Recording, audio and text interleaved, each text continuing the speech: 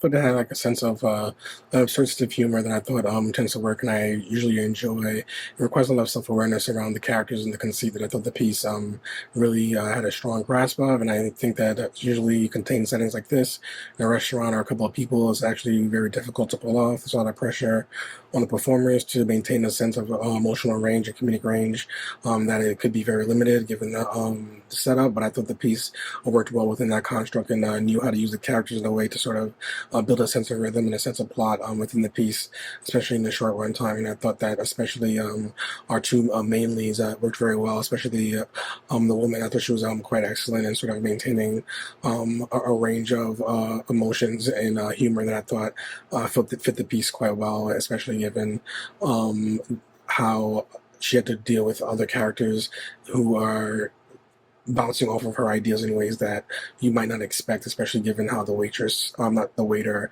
and his companion were viewing the entire situation. I thought there was an interesting contrast between the role they were playing and the role that the audience was playing, that the piece was good at bringing humor from. I think from the beginning, the cinematography and the lighting is really great. I think the ambiance of the restaurant looks very aesthetically pleasing. So I think locations wise, this was really cool.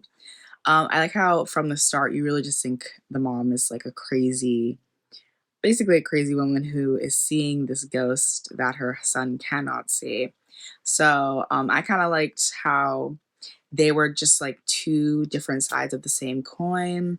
Obviously dealing with the same death where like I'm assuming it's like her husband and then his dad, but kind of like the building frustration on his end as we witness how um crazy she's acting. So I thought that was really good because I think the actors were very good. They had really great chemistry with each other. So I think the mom son duo, they worked very well together. And it felt very natural. And I really liked how, by the end it's actually like the ghost is real or maybe it's not. I kind of like how you can't really tell. It's really funny because obviously from their perspectives they can see the ghost, but from the outside, like the waiter and the other person couldn't see them. So I thought that was interesting. I thought it was really cool. Um, Overall, I thought this was a really funny and great concept, and just like the having kind of that conversation of dealing with grief and the different ways to deal with it. He's a ghost coming back. And so it's kind of like it's a silly kind of idea to kind of like making like the son to convince that like the ghost father is still here, but actually like it's her new like lover. So it's funny in about how to like the character doesn't know that, but they try to like influence him that actually like yeah it could be like the spirit that try to make sense that yeah your mother's supposed to have like a new love. So it's a good idea. It's a good like story to understand when you're older, but you still deserve like a new love. So it's empathetic for the elder people, good performances, and good comedy as well.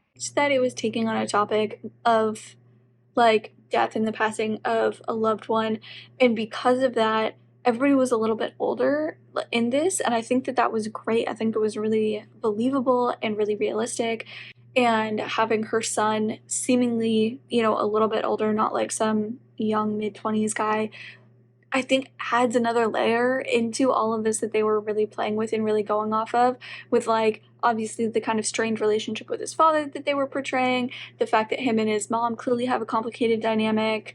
And I think that because everybody's a little bit older, you're dealing with the death of a parent, and then just to have it also like at a restaurant, so you have these great little funny moments of like the waiters and the hostess trying to figure out like what the tea is, what is going on at this very chaotic table. I really, really loved.